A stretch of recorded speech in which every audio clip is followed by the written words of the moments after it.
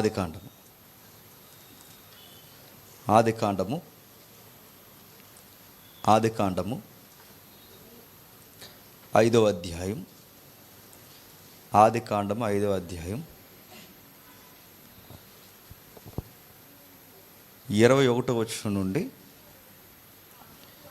22వ వచనం వరకు చదువుతాం. ఆనోకు 65 ఏండ్లు బ్రతికి మెతూసలను కనెను. ఆనోకు మెతూసలను కనిన తర్వాత 300 ఏండ్లు దేవునితో నడుచుచు కుమారులను కుమార్తెలను కనెను. ఆనోకు దినములన్నీయు 365 ఏండ్లు ఆనోకు దేవునితో నడిచిన తర్వాత దేవుడు అతన్ని తీసుకొని పోయిన గనక అతడు లేకపోయినా. ఆగుతాం. ఆనోకు జీవిత చరిత్ర మనకు తెలిసిందే కదా అనుకుంటాం మనం. నేను చాలాసార్లు చెప్పాను, కాకపోతే మరికొన్ని వింతైన సంగతులు ఇక్కడ ఉన్నాయి. వాటిని గురించి మనం ధ్యానిద్దాం. నిజానికి ఆదికాండము 5వ అధ్యాయం అనగానే ఆదాము యొక్క వంశవృక్షం, హెరిటేజ్ అన్నారు. వారి యొక్క వంశవృక్షంలో మీరు చదువుతున్నప్పుడు విచిత్రంగా అనిపిస్తుంది. చాలామంది వందల సంవత్సరాలు, సుమారు 1000 సంవత్సరాల దగ్గరికి బతికారు. ఆ బతికిన విధానం చూస్తుంటే విచిత్రంగా అనిపిస్తుంది. మరి ఇప్పుడు వాళ్ళు ఎందుకు బతకలేకపోతున్నారు? ఇది ఒక ప్రశ్న. దానికి 2 రకాల వ్యక్తులు, పరిశోధనలు 2 విషయాలు చెప్పారు. థియోలాజియన్స్ ఏమన్నారంటే, మనుషులు పాపం చేయడం వల్లనే ఆయుష్ తగ్గిపోయింది అన్నారు. 1000 ఏళ్ళ ఆయుష్ కాలము 120కి పడింది. చివరికి భక్తులైన అబ్రహాము, యోసేపు లాంటి వారి జీవితం కూడా అదే విషయాన్ని కొనసాగించింది. రెండవది, ఆర్కియాలజిస్టులు ఉన్నారు, పురావస్తు శాస్త్రవేత్తలు. వీళ్ళేమన్నారు? ఆర్కియాలజీ ప్రకారం ఏమన్నారంటే, బైబిల్ యొక్క నేరేటివ్ మనం చదువుతున్నప్పుడు జలప్రలయం వచ్చింది, తెలుసు కదా. ఈ జలప్రలయం వచ్చినప్పుడు ఈ పురావస్తు శాస్త్రవేత్తల అంచనా ప్రకారం ఎందుకు ఆయుష్ తగ్గిపోయిందంటే, యూనివర్స్ లేదా ముఖ్యంగా ఈ ఎర్త్ పొల్యూట్ అయింది, శవాల దెబ్బ అయింది, వాటర్ కూడా కలుషితమైంది. ఇక 1 కాదు 2 కాదు, చెట్లు కూడా ఇంకిపోయి బొగ్గుగా మారిపోయాయి. నీటి యొక్క అద్దడి వలన చాలా వనరులు సమసిపోయాయి. దానివలన దాని ఎఫెక్ట్ ఎక్కడ పడిందంటే మనుష్యుల యొక్క ఆయుష్ మీద పడింది. మీరు కావాలంటే గమనించండి, నేచర్కి మన లైఫ్ స్టైల్కి సంబంధం ఉంటుందంటే 100% సంబంధం ఉంటుంది. మీరు ఏజెన్సీలో ఉన్న ప్రజలను చూడండి, వాళ్ళు ఒకలా ఉంటారు. సిటీలో ఉన్న ప్రజలను చూడండి, వాళ్ళు ఒకలా ఉంటారు. అంటే నేచర్కి దగ్గరగా బతుకుతున్న జీవితాలు ఒకలా ఉంటాయి, సిటీ లైఫ్స్ ఒకలా ఉంటాయి. వాళ్ళని ఎప్పుడన్నా మీరు గమనించండి, కర్లింగ్ ఎయిర్ ఉంటుంది వాళ్ళకి. ఎందుకు? వాళ్ళ తాగే వాటర్ కంటెంట్ని బట్టి, వాళ్ళు పెరుగుతున్న ఆ వాతావరణాన్ని బట్టే వాళ్ళ ఎత్తు చూసారు, ఎంత సైజే ఉంటారు వాళ్ళు. కొన్ని ఏరియాస్, ఇప్పుడు మనం ఉన్నాం, మ్యాక్సిమం మనకి 5.5, 6 మధ్యలో ఉంటాయి ఇండియన్స్ అందరూ. 6 ఎవడో ఉండలేండి, ఎవడో ఉంటాడు. ఫారినర్ చూడండి, అందరూ 6 ఫీట్ ఏం తగ్గరండి, మెజారిటీ అలా ఉంటారు. అంటే భూభాగాన్ని బట్టి, ప్రాంతాన్ని బట్టి, తాగే నీళ్ళను బట్టి మన లైఫ్ ఫ్యాన్లు అనేది ఆధారపడి ఉందన్నమాట. అందుకే ఒకప్పుడు తిల్లుని బట్టి పెద్దోళ్ళు బాగా బతకారు. ఇప్పుడు మనం తినే తిండ్లు బట్టి చెప్పండి, అన్నీ ఫాస్ట్ ఫుడ్లు, ఫాస్ట్గా తినేసి ఫాస్ట్గా చచ్చిపోతాం అన్నమాట. అసలు రైస్ని ఆపకూడదు, రైస్ని ఏపుకుని తింటాం మనం. నేను చాలామందికి కూరగాయలు చాలా చెప్తాను తినొద్దని. ఫాస్ట్ ఫుడ్లు ఏపి డబల్ ఎగ్ అంట. ఏపకూడదు రైస్ని ఏపామో విషంతో సమానం అండి. ఫాస్ట్ ఫుడ్లు బయట తినకూడదు, మ్యాక్సిమం వీలైతే కాల్చే దోశలు కూడా తినకూడదని నన్ను అడిగితే. ఈ ఫుడ్ అనేది మనల్ని ఏం చేస్తాం, మన లైఫ్ యొక్క ఆ స్కేల్ని తగ్గించేస్తుంటుంది రోజు. ఆ రోజు కూడా సృష్టి కలుషితమైంది కనుక ఈ ఆర్కియాలజిస్టులు ఏమన్నారంటే, ఇదిగో దీన్ని బట్టి కూడా ఆయుష్ తగ్గిపోయింది. ఆ జలప్రలయం ఎందుకు వచ్చింది? దానికి మళ్ళీ థియోలాజియన్స్ లింక్ ఉంది. పాపం వల్ల వచ్చింది. అంటే వాళ్ళు చెప్పే స్టేట్మెంట్ రైటే, వీళ్ళు చెప్పే స్టేట్మెంట్ కూడా రైటే, రెండిటికి సంబంధం ఉంది. మొత్తం మీద ఏమైతే అయింది, బైబిల్ చెప్పింది ఆయుష్ తగ్గిపోయింది. ఆ తగ్గిపోయిన ఆయుష్ గురించి మనం రాస్తున్నప్పుడు ఆదాము దగ్గర నుంచి మొదలు పెడతాడు ఈ ఆయుష్ కాలాన్ని. మొదలుపెట్టి మొదటి అధ్యాయం ఏమంటున్నాడు, మొదటి వచనం ఏమంటున్నాడు చూడండి. ఆదాము వంశావళి. దేవుడు ఆదామును సృజించిన దినమున దేవుడు పోలికగా అతను చేసెను, మగవానిగాను ఆడదానిగాను చేసెను. ఆగుదాం. మొట్టమొదట ఈ వంశవృక్షం ఎవరు కనబడుతున్నారు? ఆదాము. రెండవది 4వ వచనంలో సేతు, 9వ వచనంలో ఏనోసు, 10వ వచనంలో కేనాను, 11వ వచనంలో మహలేలు, 16వ వచనంలో హేరోదు, 19వ వచనంలో హానోకు. మనకు కావలసిన వ్యక్తి హానోకు. మీరు ఒక విషయాన్ని గమనించండి. ఒక్క ఆదాము కొరకు 4 మాటలు రాస్తాడు. మిగిలిన వారందరి కొరకు అలా చెప్పుకుంటూ వెళ్ళిపోతూ సడన్గా రచయిత ఆగాడు. ఎవరు గుచ్చి? హానోకును గుచ్చి.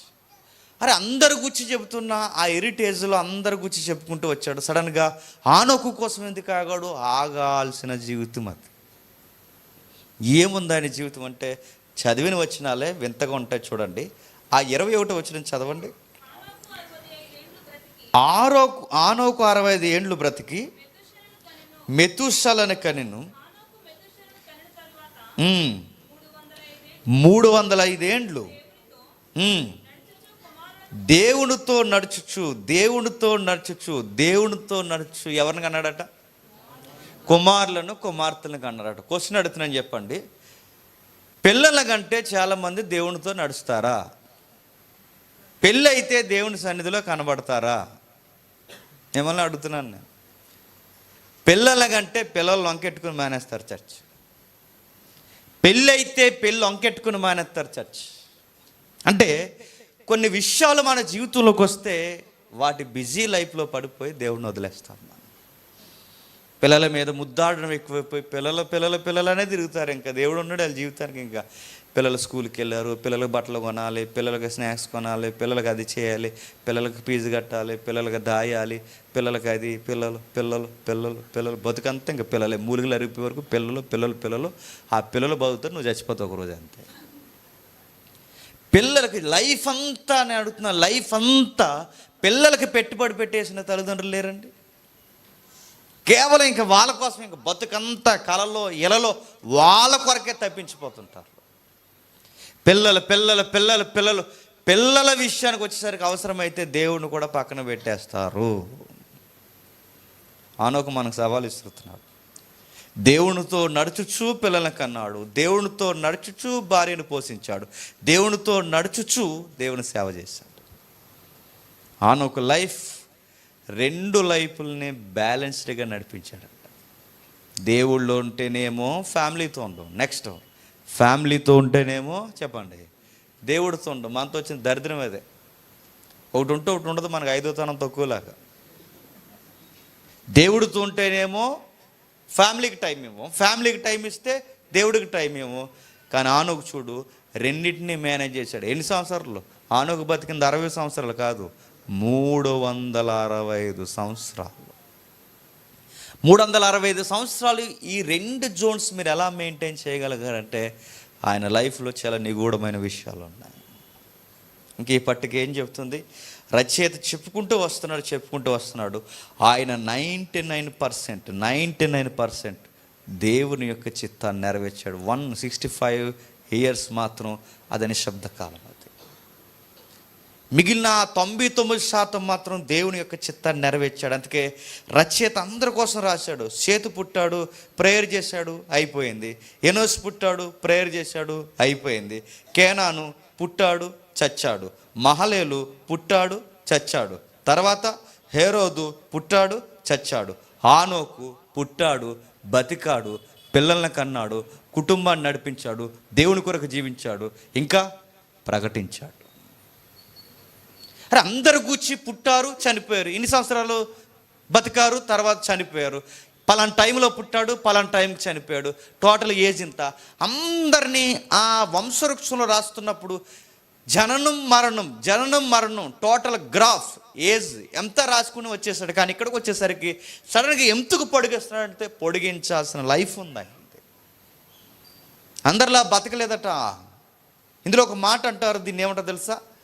బైబిల్ యొక్క ఈ వంశవృక్షాన్ని రాస్తున్నప్పుడు ఆధ్యాత్మిక వారసత్వంలో సడన్గా ఎత్తైన వృక్షంలాగా ఆనోకు కనబడతాడట. అంటే ఎట్లా? ఈ వారసత్వం ఎక్కడి నుంచి వస్తుందంటే ఆదాము దగ్గర నుంచి వస్తుంది. ఆ ఆదాము దగ్గర నుంచి సేతు తీసుకున్నాడు. సేతు దగ్గర నుంచి మిగిలిన వారు జనరల్గా బతుకుతున్నారు. దేవుడి కోసం బతకలేదు అంటలేదు, బతుకుతున్నారు. కాకపోతే జనరల్గా బతికారు అంతే. జనరల్గా బతకడం అంటే ఏంటంటే మీకు చెప్తాను వినండి. చర్చికి వస్తాము, 4 పాటలు పాడతాము, 4 మాటలు వింటాము, చర్చ్ అయిపోతుంది, ఇంటికి వెళ్ళిపోతాం, మళ్ళీ మన పనులు మనం చేసుకుంటాం, మళ్ళీ వారం అంతా గడుపుతాం, మళ్ళీ చర్చికి వస్తాం, 4 పాటలు పాడతాం, 4 మాటలు వింటాం, మళ్ళీ ఇంటికి వెళ్ళిపోతాం, మళ్ళీ వారం అంతా గడుపుతాం, ఉద్యోగాలు చేసుకుంటాం, మళ్ళీ చర్చికి వస్తాం, వారం అంతా గడుపుతాం. ఇంక బతుకంత టైం టేబుల్ ఏంటి చెప్పండి? చర్చికి వస్తాం అంతే. నా మాట అర్థమవుతుంది? చర్చికి వస్తాం. మనం జనరల్గా బతికడం అంటారు దీన్ని.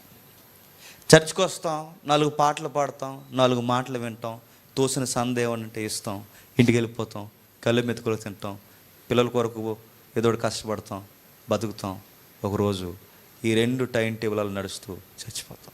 ఇంకేముందండి అంటే ఈయన గూర్చి మీ గూర్చి ఏమైనా గ్రాఫ్ రాయమంటే దేవుడు ఏమని రాస్తాడు చెప్పండి?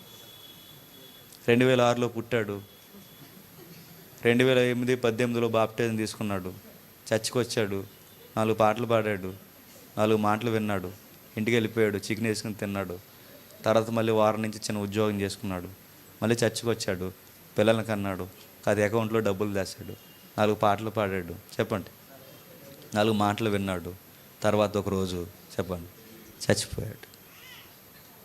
మన గూర్చి రాస్తే రికార్డు ఎలాగే రాస్తారండి. మనలాంటి వాళ్ళు, ఆ పైన ఉన్న వాళ్ళందరూ బతకలేదు, చర్చికి రాలేదు, దేవుళ్ళు లేరని అంటలేదు. కానీ ఎంత లేరు? ఆనోకు అంత లేరు. ఆనోకునే ఎందుకు హైలైట్ చేశాడు? ఆనోకు తీరుతెన్నులు వేరు, ఆనోకు విధి విధానాలు వేరు. ఆనోకు లైఫ్లో చాలా బ్రైట్ విషయాలు ఉన్నాయి. ఒక బంగారం లాంటి కొడుకుని కన్నాడు. ఆయన జోలికి నేను పోను, కానీ ఆ బంగారం లాంటి కొడుకు మెతూసలా ఎక్కువ కాలం బ్రతికాడు. క్వశ్చన్ మార్క్ అడుగుతున్నాను, ఎక్కువ కాలం ఎందుకు బతికంటే థియాలజీలో చాలా ఆన్సర్లు ఉన్నాయి. ఎక్కువ కాలం ఎందుకు బతికాడు? ఆత్మీయంగా ఆన్సర్ ఏంటంటే బైబిల్ ఎలా అంది? 112వ కీర్తన, యథార్థవంతుల పిల్లలు దీర్ఘాయువు కలిగి జీవిస్తారట. మన పిల్లల యొక్క లైఫ్ స్టైల్, మన పిల్లల యొక్క జీవితం సుదీర్ఘంగా బతకాలి అంటే నీ మీద ఆధారపడి ఉంటుందండి, గుర్తుపెట్టుకో. ఇందుకు తమ్ముడు మంచి మాట అన్నాడు. ఆ తరంలో లేదా వాళ్ళకి జనరేషన్కి ముందు ఎవరైనా, వారి ఫోర్ ఫాదర్స్ ఎవరైనా సూసైడ్ అటెంప్ట్ చేస్తే ఆ ఎఫెక్ట్స్ వారి మీద పడతాయి. మానసిక రుగ్మత పడుతుంది అన్నది సైకాలజీ ప్రకారం ఎంత వాస్తవమో, నీ భక్తి, నీ యథార్థత కూడా నీ పిల్లల యొక్క లైఫ్ స్టైల్ మీద, వాళ్ళ లైఫ్ ప్యానల్ మీద కూడా పడుతుంది, గుర్తుపెట్టుకో. అందుకు 127వ కీర్తన డిక్లేర్ చేసింది, యథార్థవంతుల పిల్లలు బలవంతులు అవుతారు, దీర్ఘాయువు కలిగి ఉంటారు, ఎక్కువ కాలం బతుకుతారు. ఇందులో యథార్థపరుడు ఎవరు చెప్పండి?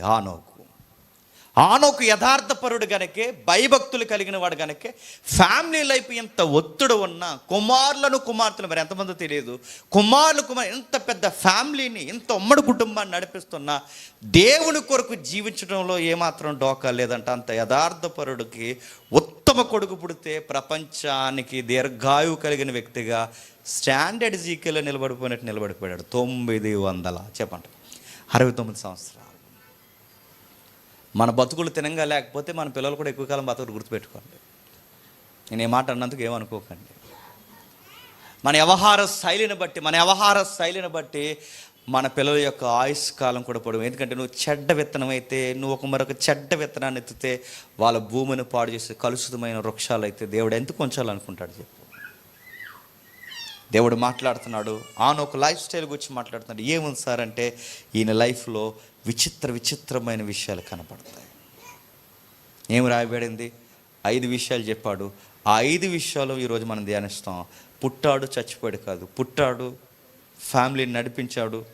దేవుని కొరకు ఒక రివైవల్ స్టార్ట్ చేస్తాడు. ఏం స్టార్ట్ చేశాడు చూద్దాం ఒకసారి. చూడండి, ఇక్కడ లేదు కానీ విషయ పరిజ్ఞానం క్రొత్త నిబంధన ఇచ్చింది. చూద్దాం ఒకసారి త్వరగా. యోధా పత్రిక మొదటి అధ్యాయం 14 నుండి 16 వచనాలు చదువుదాం ఒకసారి. ఆదాము మొదలుకొని హానోకు కూడా వీరిని గురించి ప్రవశించిట్లనెను, ఇదిగో అందరికీ నీ తీర్పు తీర్చుటకు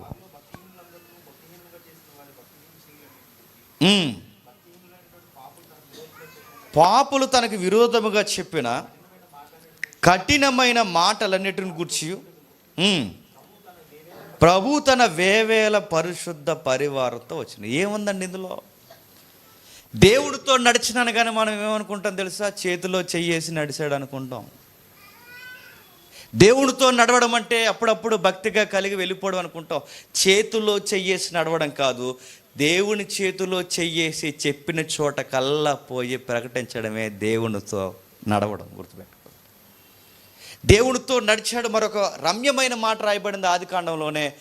దేవునితో నడిచిన తర్వాత దేవుడు అతన్ని తీసుకెళ్ళి పోయిన. ఆ మాట ఎంత బాగుందండి. మన లైఫ్లో ఎప్పుడైనా చచ్చిపోయిన ఆ శవపేటిక మీద రాస్తారంటారా? ఉద్యోగానికి వెళ్తూ ప్రమాదంలో చచ్చిపోయాడని రాస్తారా? ఏమని రాస్తారని అడుగుతున్నాను. ఏమని రాస్తారు? ఆయన కూర్చొని రాస్తున్నారు చూడండి. దేవునితో నడిచిన తర్వాత దేవుడు అతన్ని తీసుకెళ్ళిపోయినట్టే. అది ఎలా ఉందో తెలుసా? వచ్చాయి, ఇంక నువ్వు ఇక్కడ ఉండడానికి వీలు లేదు, నా దగ్గరికి వచ్చి ఆయన తీసుకెళ్ళిపోయాడు అన్నట్లేదండి. నీలాంటి వాడు నా సముఖమందు ఉండాలి వచ్చి అన్నట్టు తీసుకెళ్ళిపోయాడు అన్నట్లేదండి. ఏముంది ఈ లైఫ్లో అంటే సుమారు 5 విషయాలు చెప్తున్నాడు. మొట్టమొదటి విషయం, దేవుడు జడ్జిమెంట్ కోసం చెప్తున్నాడు. ఆ చదివిన వచనాల్లో నేను చెప్పింది కోట్ చేయండి.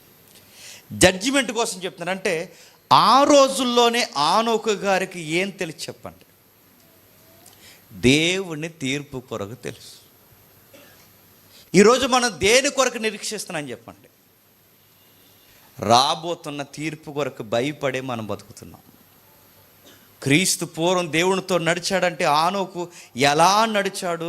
నీలాగా నాలాగా ఆదివారం వచ్చాడు, 4 పాటలు పాడాడు, 4 మాటలు విన్నాడు, వెళ్ళిపోయాడు కాదు, జడ్జిమెంట్ గూర్చి ప్రకటించాడట. ఆ రోజుల్లోనే ఆనోకు గారికి 300 సంవత్సరాలు ఏం ప్రకటించుకుంటూ తిరిగాడు ఆ రోజుల్లో అంటే దేవుడు ప్రపంచానికి తీర్పు తీర్చబోతున్నాడని చెప్పాడట. జాగ్రత్తగా ఉండని చెప్పాడట. ప్రతి ఒక్కరిని హెచ్చరించాడట. ఏమని హెచ్చరించాడు? భక్తిహీనత కోసం మాట్లాడాడట. ఏమని మాట్లాడాడు? భక్తిహీనత కొరకు. ఇదిగో దేవుడితో నడవడం అంటే నాలాగా రాబోతున్న తీర్పును చూడండి, ప్రమాదం పొంచుంది, దేవుడు తీర్పు తీర్చబోతున్నాడు, మారండి మారండి మారండి మారండి అని తప్పు చేసిన వారిని హెచ్చరించడం మొదలెట్టాడు. ఈరోజు ఒక రమ్యమైన మాట నేర్చుకున్నారు. క్రిస్టియానిటీలోకి ఎలా వచ్చిందో నాకు తెలియదు కానీ మనం ఎవరమండి తీర్పులు తెచ్చడానికి అంటున్నారు.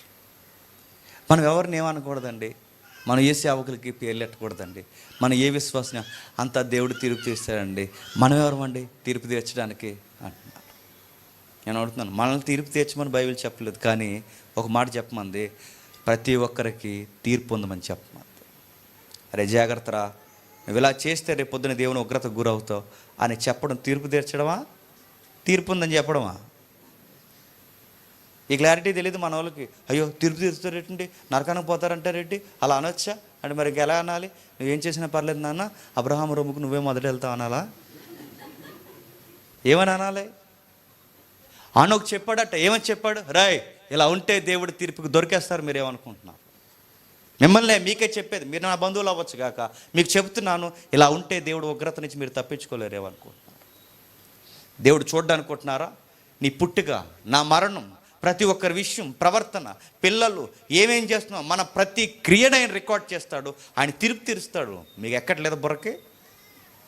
హెచ్చరిస్తూ తిరిగాడట. తన సమకాలీన ప్రపంచాన్ని కౌంటర్ చేస్తూ హెచ్చరిస్తూ తీర్పు ఉంది, తీర్పు ఉంది, తీర్పు ఉంది, తీర్పు తీర్చట్లేదు, తీర్పు ఉందని చెప్తున్నాడు.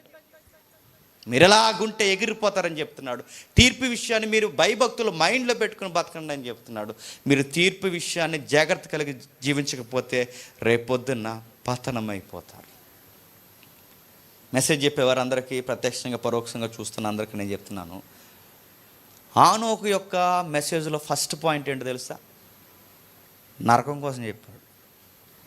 దేనికోసం అండి? నరకం. తీర్పు అంటే దేనికి? వేదనకరమైన శిక్ష ఉందని చెప్పడమే తీర్పు. మనం నరకం కోసం ఎప్పుడు చెప్తాం చెప్పండి? మెసేజ్ లాస్ట్లో చెప్తాం. మెసేజ్ అంతా చెప్పి లాస్ట్లో ఏం చెప్తాం? నరకం ఉందని చెప్తాం. మనకు రివర్స్ ఎవరు? హానోకు గారు. మనకి ఎంత రివర్స్ అంటే అసలు స్టార్టింగ్ ఆయన మెసేజ్లోనే ఏం చెప్తున్నాడు? నరకం అనే తీర్పు ఉంది, జాగ్రత్త అని చెప్పాడు. నరకం అనే ప్రమాదం ఉందంటే ఆయన మెసేజ్లో బెంచ్ మార్క్ లాంటి పాయింట్ మొట్టమొదటి ఎత్తుతున్నాడు. తీర్పు ఉంది, తీర్పు ఉంది, తీర్పు ఉంది, నరకం ఉంది, ప్రమాదం ఉంది. ఆ రోజుకు ప్రమాదం జలప్రలయం అయితే ఫ్యూచర్కి ప్రవచనం చెప్పాడు, ఈ ప్రపంచానికి వేదనకరమైన స్థలం ఉంది, నరకం ఉంది. రెండవ పాయింట్ ఏం చెప్తున్నాడు చూడండి, అదే యోధ పత్రిక 14వ వచనం. ఆదాము మొదలుకొని 7వ వాడైన హానోకు కూడా వీరు గూర్చి ప్రవచించి ఇట్లనెను,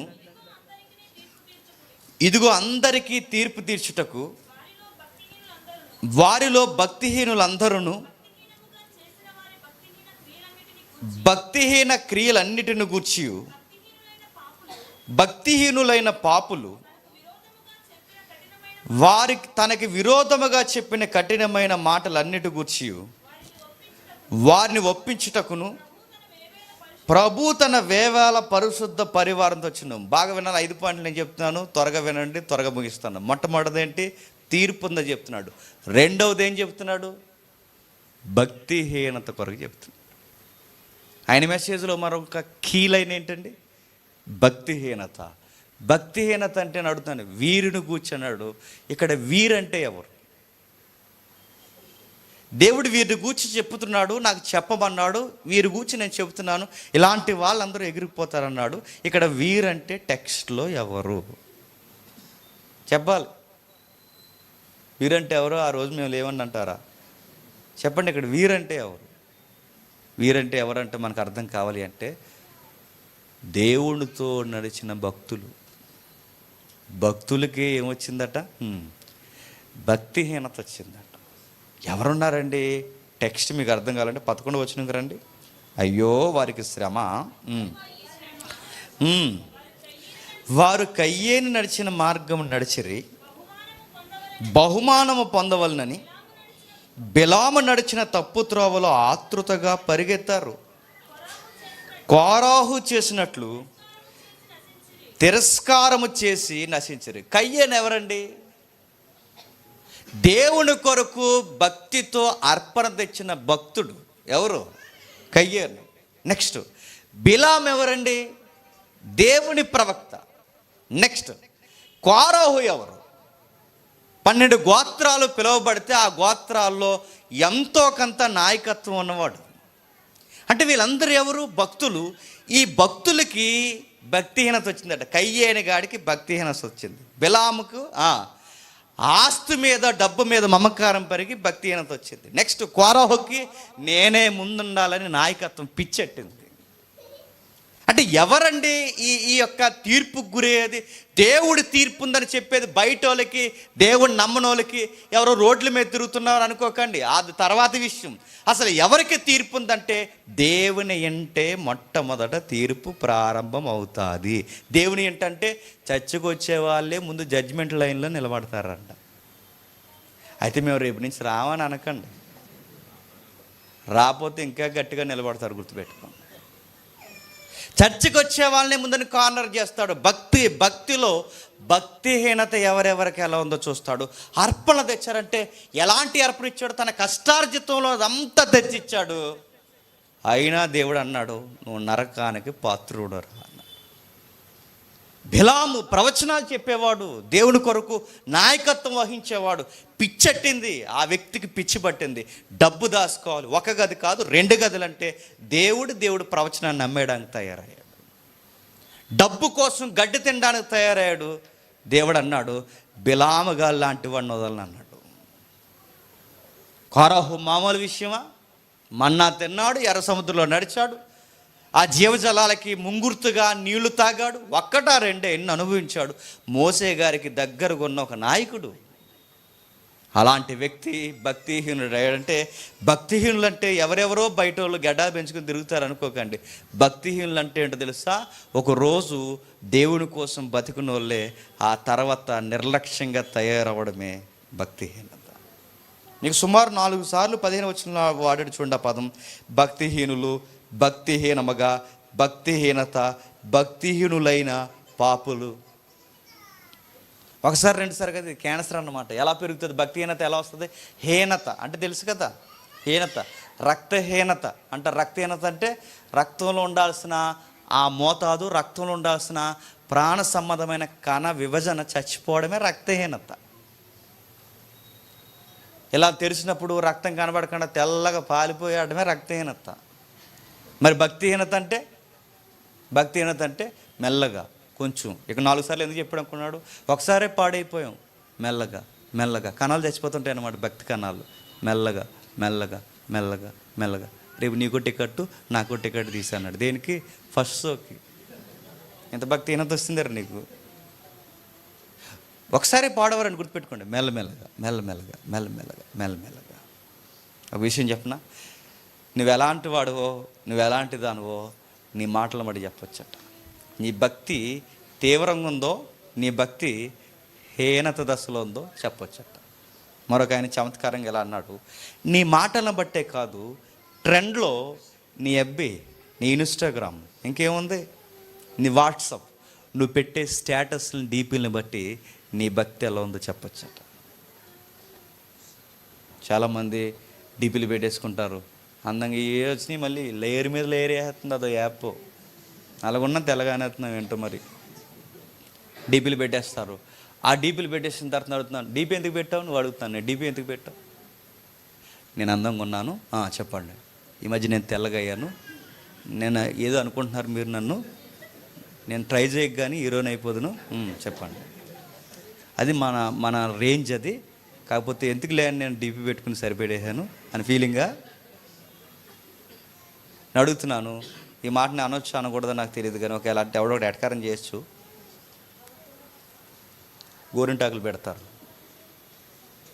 గోరింటాకు దేనికి పెట్టాను అడిగితే దేనికి పెడతారండి? చెప్పండి, దేనికి చెప్తారు? కవరింగ్ ఆన్సర్ ఉందో ఒకటి చెప్పనా? సలవ చేస్తుందంట, బాడీ కూల్ అవుతారు. మరి బాడీ కూల్ అయితే ఎక్కడ ఎందుకు పెట్టావు? ఇక్కడ పెట్టుకో, మెడ మీద, నొడి మీద పెట్టుకో, నుదుటికి వేసుకేలాగా. నువ్వు కూలింగ్ అని చెప్తున్నా కానీ నువ్వు కూలింగ్ కోసం కాదు పెడతా. చెప్పండి, నువ్వు ఎలాగ అన్నప్పుడు చెప్పండి. ఇండియన్ మైథాలజీలో గోరింటాకు అంటే ఏంటి చెప్పండి? మంచి మొగుడు వస్తాడండి. నువ్వు అది బిలీఫ్ చేస్తున్నావా, లేదా అందరూ పెట్టుకుంటున్నారని పెట్టుకుంటున్నావా? నా మాట మీకు అర్థమవుతుందా?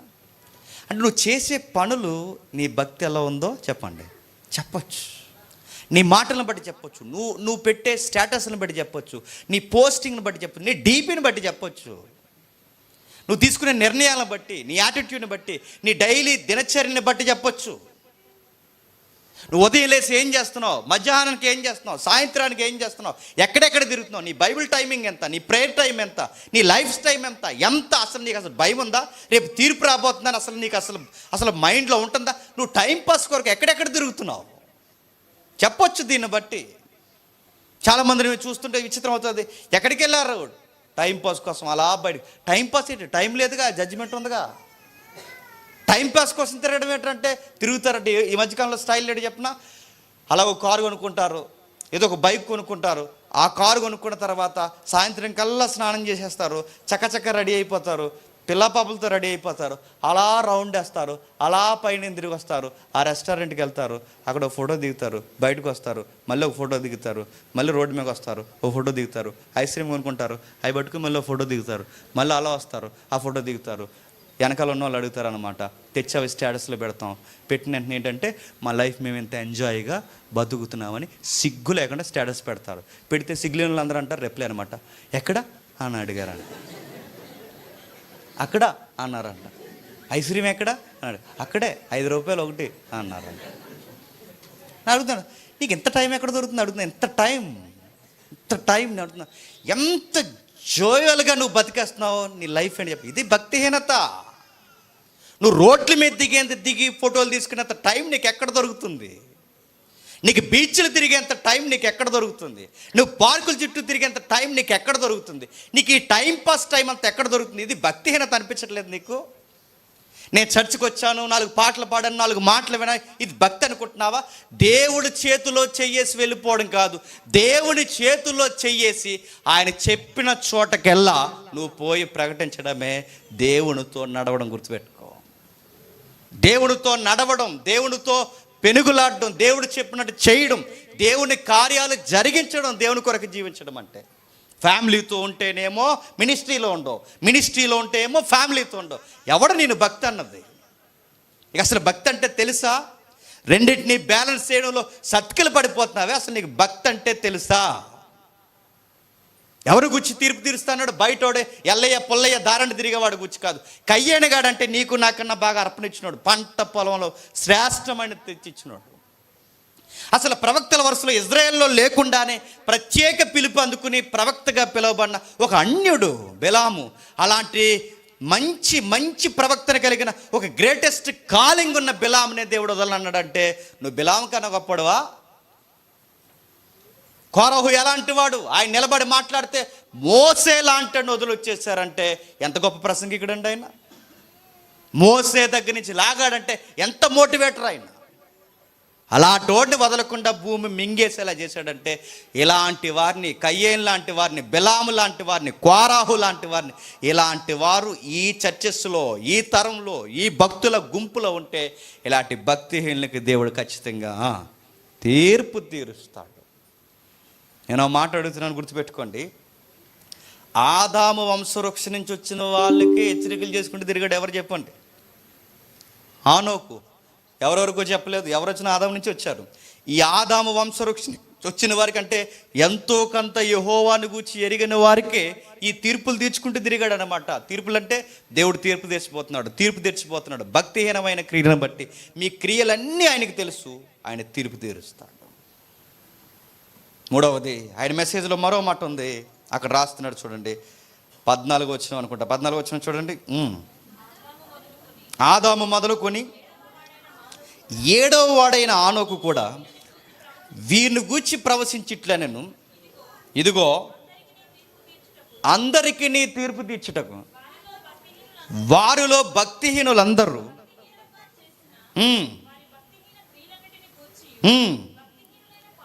భక్తిహీనులైన పాపులు 14 వచనంలో ప్రభు తన వేవేల పరిశుద్ధ పరివారముతో వచ్చాను. వాడికి భాషలు ఎలా ఉంది? వస్తున్నాడు అన్నాడు. నెక్స్ట్, ఆయన మెసేజ్లో అట్రాక్షన్ చేసే ఓడేంటో తెలుసా? ప్రభు. మీరు ఆ వచనాన్ని చూడండి. మీ బైబిల్ ఎలా ఉందో నాకు తెలియదు కానీ నేను వేరే బైబిల్ తెచ్చాను ఈరోజు. మీ బైబిల్లో ఆ వచనాన్ని చూడండి. ప్రభు అన్న దగ్గర క్యాపిటల్ లెటర్ ఉందా? ప్రభు అనగానే పెద్ద అక్షరాలతో రాశారు, బోల్డ్. ఆ పెద్ద అక్షరాలు ఎందుకు రాశారు? గుర్తుపట్టండి. ఆనోకు యొక్క ప్రసంగంలో హైలైట్ చేసేది ఎవరిని చెప్పండి? ప్రభువుని. ఈరోజు అడుగుతున్నాను, ఈరోజు వర్తమానాల్లో ఎవరిని హైలైట్ చేస్తున్నారు చెప్పండి? చూస్తున్నారు యూట్యూబ్ టైటిల్లో? మా పెళ్ళైన కొత్తలో పాస్టర్ గారు నేను అనగానే అదొక వర్తమానం. పెళ్ళైన కొత్తలో పాస్టర్ గారు మీరు, నెక్స్ట్ ఏంటండి, మేము ఇంటికి భోజనానికి వెళ్ళాం, ఇది ఒక వర్తమానం నడుతుంది. ఈ వర్తమానంలో ఎవరు హైలైట్ అండి? పాస్టర్ గారు, పాస్టర్ అమ్మగారు. రెండవ టైటిల్ మీరు చూడండి, యూట్యూబ్ టైటిల్ ఎలా ఉన్నాయో. రెండవ టైటిల్, మాకు చిన్న పాప పుట్టినప్పుడు ఏం జరిగిందంటే ఏం జరిగింది ఇదో టైటిల్. నేను అమెరికా వెళ్తున్నప్పుడు ఏం జరిగింది? ఫ్లైట్లోంచి పడిపోయావా? ఏం జరిగింది? ఫ్లైట్ ఎక్కరిగిపోయిందా? ఏమైంది అడుగుతున్నా. అమెరికా వెళ్తున్నప్పుడు ఏం జరిగింది? ఫ్లైట్ దిగినప్పుడు ఏం జరిగింది? ఫ్లైట్ నుంచి బయటకు వచ్చినప్పుడు ఏం జరిగింది? వాష్రూమ్కి వెళ్ళినప్పుడు ఏం జరిగింది? ఏం జరుగుతుంది? ఇవ్వండి టైటిల్. ఈరోజు మీరు చూసారా? మాకు పాప పుట్టినప్పుడు ఏం జరిగింది, మాకు పెళ్ళి అయినప్పుడు ఏం జరిగింది, మా తర్వాత మా పలానా వాళ్ళు భోజనం అనిపించినప్పుడు ఏం జరిగింది, మా పెళ్ళి అయిన కొత్తలో. మీరు చూస్తున్నారు లేదో, చాలా తెలుగు పాస్టర్ అమలు చేస్తున్న పనులు మీరు గమనిస్తున్నారు లేదో? అవే చూస్తున్నారండి ఈ జనాలు. మీ మెసేజ్లు ఎవరు హైలైట్? మీ ఆయన హైలైట్ చేస్తున్నావు, మీ ఆయన ఏమో నిన్ను హైలైట్ చేస్తున్నాడు. గొప్పలంటే ఈ తరానికి క్రిస్టియన్ హీరోయిన్ అన్నమాట. మేము సిగ్గులేని ఫ్యాన్స్ మీకు. సూపరు, దేవుడు మిమ్మల్ని దీవించాడు, మిమ్మల్ని దీవించాడు. మీలాంటి భర్త ఆమెకు దొరకడం ధన్యత, మీలాంటి భార్య ఆవిడకు దొరకడం ధన్యత. మరి మీరెవరు భార్య భర్తలు? రోడ్ల మీద తిరిగే గాడిదలు మీరెవరు నడుతున్నారు? మీరు ధన్యత కదా, దేవుడు మీకు ఇచ్చిన ధన్యత కదా, దేవుడు మీకు ఇచ్చిన ధన్యత కదా. వాళ్ళకంటే ప్రసంగాలు చెప్పడం చేత కాదు, మీకు ఎండడం చేత కదా. అరే ఇందులో ఎవరు హైలైట్ అవుతున్నారు? ఈ వ్యక్తులను హైలైట్ చేసుకుంటున్నారు. అరే అలా సెల్ఫ్ ఎక్కువ అవుతుంది, ఇలా చెప్పుకోవచ్చా, ఇలా దేవుడు కనుమరుగవుతున్నాడు, ఎక్కువ వీళ్ళని హైలైట్ చేసుకుంటున్నారు. ఆడెవరో ఉన్నారండి, గద్వాల్ డిస్టిక్ జాషువా, కొన్ని పేర్లు ఎత్తాలి తప్పదు. జాషువా అని, డేగల జాషువా ఏదో జాషువా ఉంది. అరే అంతా అని అడుగుతున్నాను. ఆయన టీషర్ట్లు, ఆయన వ్యవహారం, పాచున్నారు కారు వెనకాల వేసుకొస్తుంటే స్టైలు, బీజిఎం, ఆ వెనకాల చూసి కింద కామెంట్స్, హీరో మాదిరి ఉన్నారు సార్ మా ఏరియాకి, మీరు ప్రభాస్ అన్నారంట. మీరు చూడండి కావాలంటే. అడుగుతున్నా నీ ఏజ్ ఎంత? అరే ఇలాంటివి, దానికి టైట్లు. ఆటో తోలుకునే నేను ఇంత ఎత్తుకెళ్ళలేదు కానీ ఇదొక టైట్లు. మన మెసేజ్లో ఏం కనబడుతున్నాయి చెప్పండి? వ్యక్తులు బీచ్ ఒడ్డు నిలబడతారు, ఆ బీచ్ ఒడ్డు ఎలా షార్ట్ ఒకటి వేసుకుంటారు, ఇలా వేసుకుని ఈ జబ్బలు కనబడేలా చూపిస్తే నిలబడి బీచ్ని ఆయన్ని చూపిస్తున్నారని మనం అంటామని దానికి ఒక విషయం చెప్తారు. దేవుడు సముద్రాన్ని ఎంత అందంగా చేశాడు. ఇప్పుడు ఇదే సముద్రం కోసం కదా ఆడు చెప్పేది, చెప్పండి. ఆడి కోసమే చెప్తున్నాడు. ఇప్పుడు ఆడి హ్యాండ్స్ మనం చూడాలి.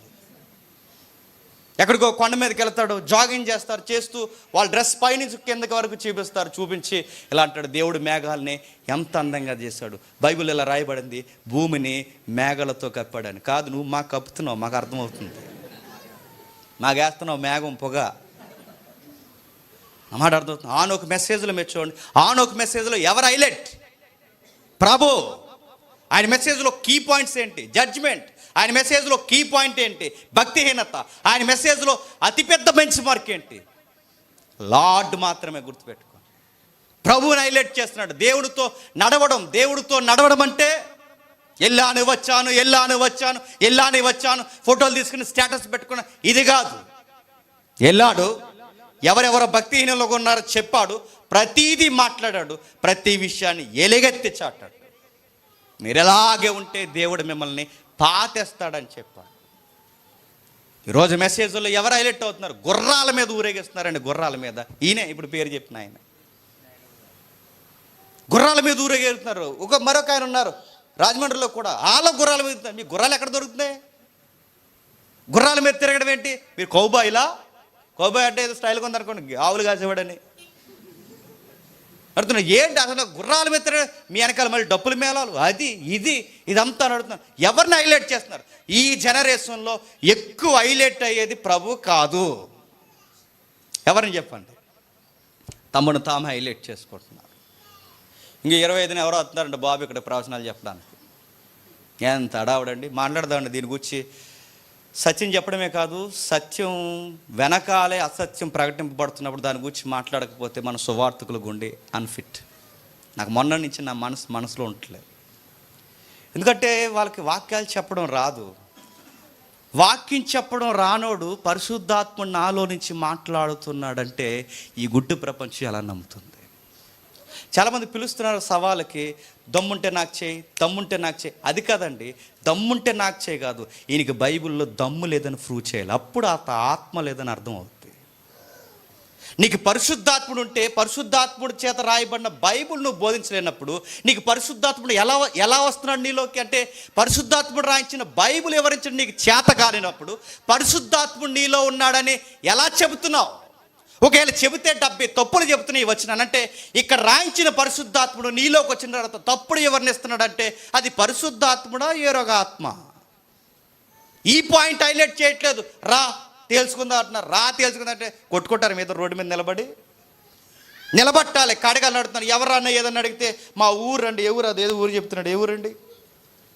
మా ఊరు రండి బ్రదర్, ఏదో గూడు ఉందలేండి. మా ఊరు రండి అంటున్నాను.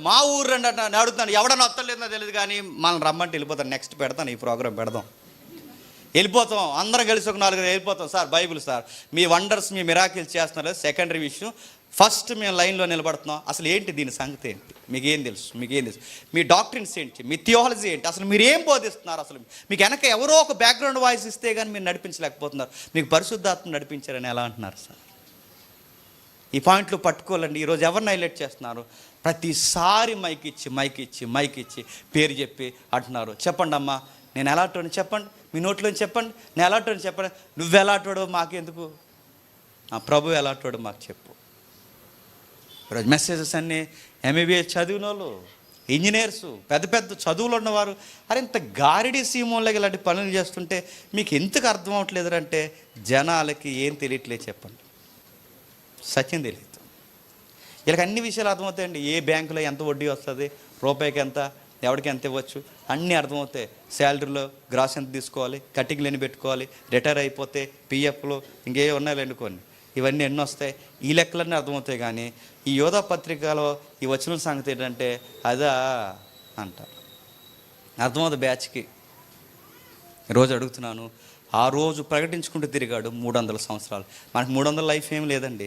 లింగుమని బతికితే 60 సంవత్సరాలు బతుకుతాం. ఈ 60 సంవత్సరాల్లో రోహసం లేని భక్తి లేనప్పుడు ఆ భక్తి ఉన్న ఒకటే చెప్పండి, లేకపోయినా ఒకటే. మనం ఎవరిని ఏమనకూడదు అంటే మనం ఏం తీర్పులు తెచ్చాం. ఇలా ఉంటే తీర్పు ఉందని చెప్పండి ఆనోకు వల్లే చెప్తాం. తీర్పు ఉందని ఆనోకు వల్లే చెప్తాం. ఒకటి తీర్పు ఉందని చెప్తున్నాడు. 2 భక్తిహీనంగా ఉంటే మీ సంగతి తెలుస్తా అని చెప్తున్నాడు. 3వది నెక్స్ట్ దేవుణ్ణి హైలైట్ చేస్తున్నాడు. టైటిల్ మీరు గమనిస్తున్నారు లేదో, అద్భుతమైన ప్రసంగం అంటున్నారు. ఏంటట? అద్భుతమైన ప్రసంగం. ఈ ప్రసంగం వినకపోతే చెప్పండి నీ జీవితం వేస్ట్.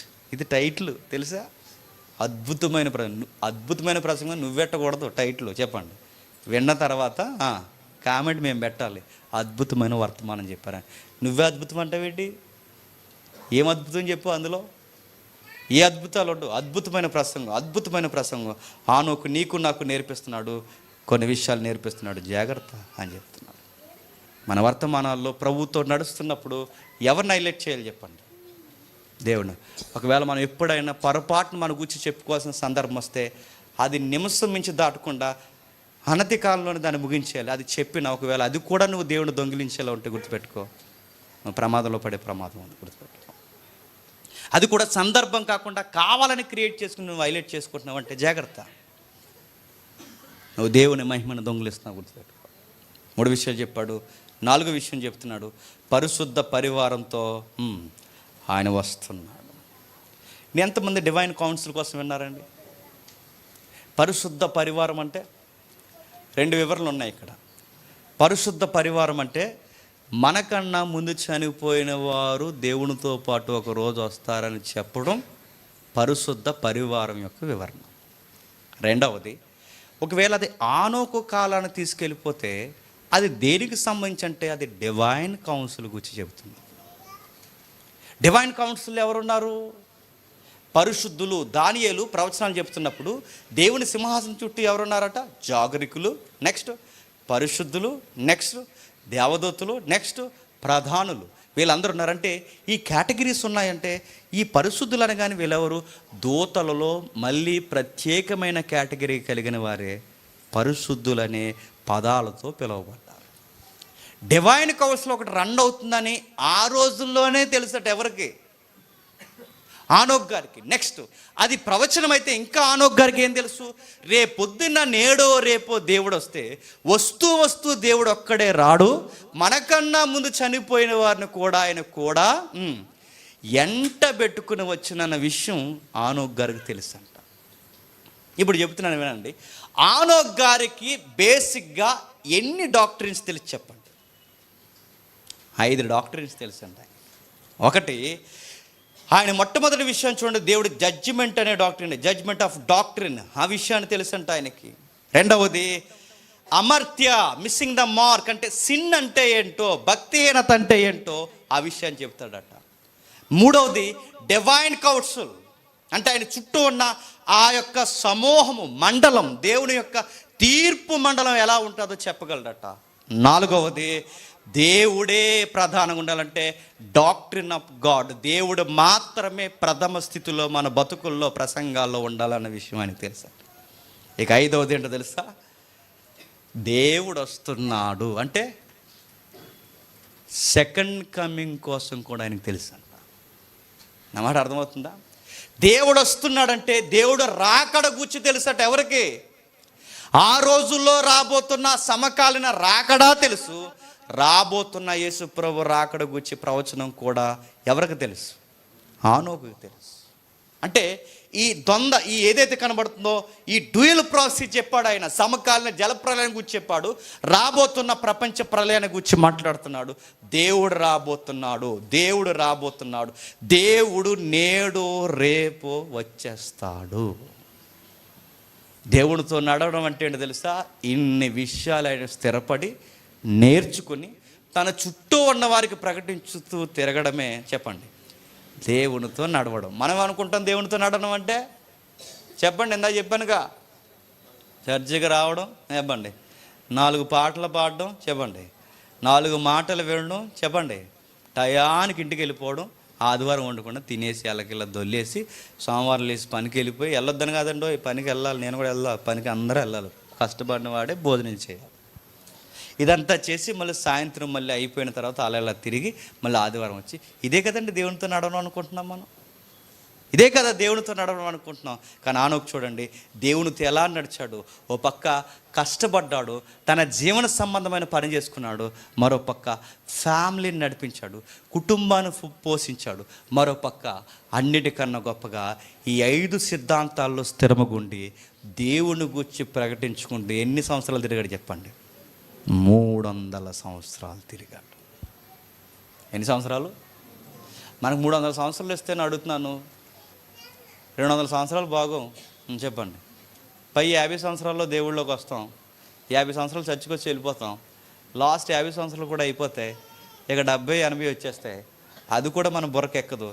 ఇక లాస్ట్ నెలలకు వచ్చేస్తాం, నెలల్లోకి అప్పుడు ఎక్కడ లేని ఉద్యమం వచ్చేస్తుంది. నేను దేవుని సేవ చేయాలనుకున్నాను కానీ దేవుడు నాకు ఓపిక ఇవ్వట్లేదు, మోసం అయిపోతున్నాయి అంటాం. అప్పుడు వచ్చేది నీకు ఎక్కడ లేని తీవ్రత. నీకు ఒక మాట నేను సవాల్ చేసి ముగించేస్తాను. ఆనోకు జీవితం చూడండి, మనకున్నంత వెలుగు ఆనోకుందండి. అప్పటికి వెలుగంటే ఏంటి? 66 పుస్తకాల వాక్యపు వెలుగు అప్పటికి అనుకుందా? అసలు బైబిలే లేదండి వాళ్ళ టైంకి. ఆనోక్ గారి టైంకి బైబిలే లేదు. మనకు 66 పుస్తకాలు ఉన్నాయి, ప్రభు యొక్క త్యాగం ఉంది, అపోస్తుల పునాదులు ఉన్నాయి, ప్రవక్తల యొక్క పరంపర ఉంది.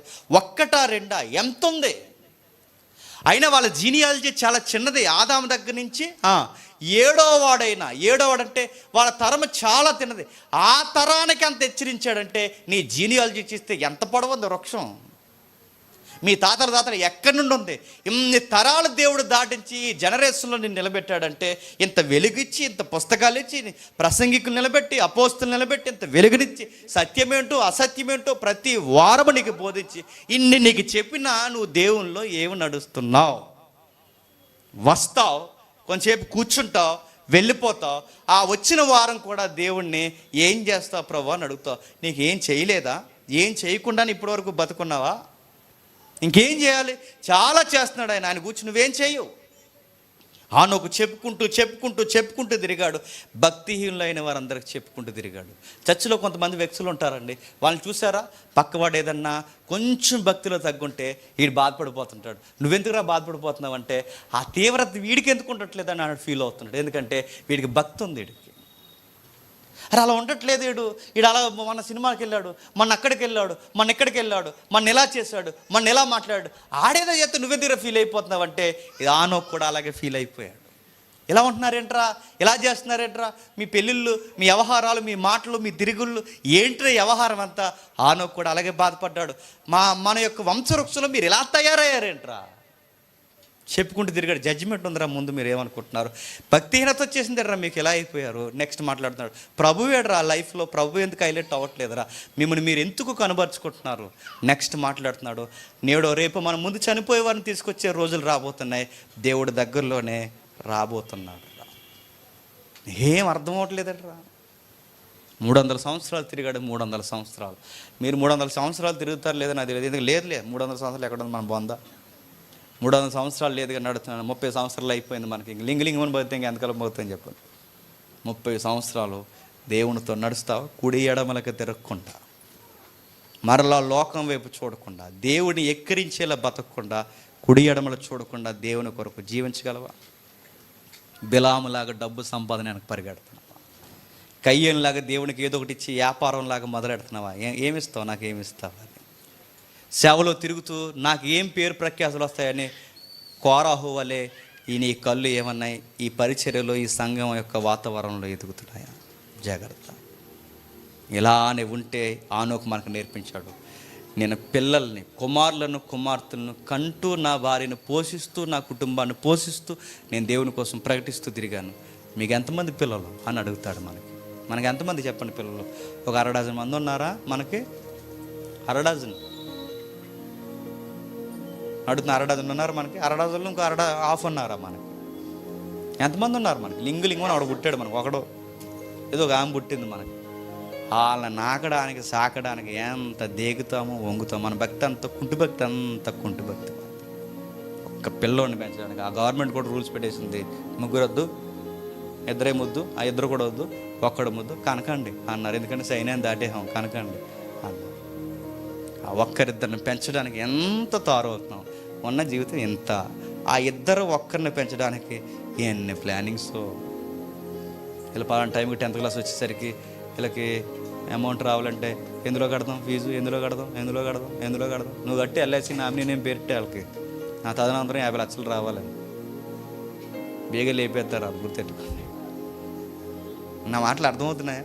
నేను పిల్లల్ని పెంచొద్దాను. నాకు పిల్లలు ఉన్నారు. పిల్లల్ని పెంచొద్దు అంటలేదు. పిల్లల్ని పెంచి అక్కడ ఆగిపోద్దు. ఆనోకు పిల్లల్ని కన్నాడు. ఆనోక్కి పెళ్ళి అయింది. ఆనోకు కుమార్తెలను కన్నాడు. ఎక్కడైనా భక్తిలో భక్తిహీనత వచ్చిందా? మనకెందుకు వస్తుంది? సంసారంలో బాధలు ఎక్కువైపోయినాయండి, అందుకేనండి ఈ మధ్య భక్తిహీనంగా అయిపోయానండి. ఆర్థిక ఇబ్బందులు అంటే అందుకేనండి కొంచెం తగ్గిపోయానండి దేవుళ్ళు. అలాగే అనారోగ్య సమస్యలండి, అందుకే రాలేకపోయానండి. కొంచెం బాధల్లో ఉన్నాను. నేను అడుగుతాను, నీ తలకే నీకేమైనా చిన్నది వస్తే ఇంకా దేవుడు కనబడుతుంది. నీకు ఏం రాకూడదు, నొప్పి ఉండకూడదు మనకి. ఇదిగో భక్తులు కొంతమంది వర్షం వచ్చినట్టు రావడం వల్ల ఆగిపోయారు. వర్షం కూడా రాకూడదు మనకి. చచ్చికి రావాలంటే వర్షం ఎందుకంటే వర్షం వస్తే అలా సినికి పడిన వెంటనే అలా మొలకైపోతాం కదా, అందుకు వర్షం రాకూడదు మనకి. ఎందుకంటే టీవీ నైన్లో చెప్తారు మళ్ళీ, ఇదిగో ఇలా కాకినాడ చర్చి నాగమల తోటకి ఒక అబ్బాయి చర్చికి వెళ్దామని బయలుదేరాడు, చినుకు పడిన వెంటనే మొక్క అయిపోయాడు అని మళ్ళీ హెడ్లైన్స్లో వచ్చేస్తావు నువ్వు. అందుకు రావు నువ్వు చర్చికి. ఎంత బాధ్యతతో అడుగుతున్నాను. ఇలాగే ఉంటే భక్తిహీనత. అదే చెప్తున్నాను, భక్తిహీనత. మీ భక్తి ఏంటో మీ మాటలను బట్టి చెప్పొచ్చు. మీ భక్తి ఏంటో మీ స్టేటస్ని బట్టి చెప్పొచ్చు. మీ చేతలను బట్టి చెప్పొచ్చు. మీ భక్తి ఏంటో మిమ్మల్ని మీరు చూసుకుని చెప్పొచ్చు. దీన్ని బట్టి కొలుసుకోండి. మీరు భక్తిగా ఉంటే సరే, లేదా ఈ 5 విషయంలో ఎవ్వరూ తప్పించుకోలేదు. దీనిలో ఎవరు అతిథులు కారు. దేవుడు మిమ్మల్ని దీవించును గాక.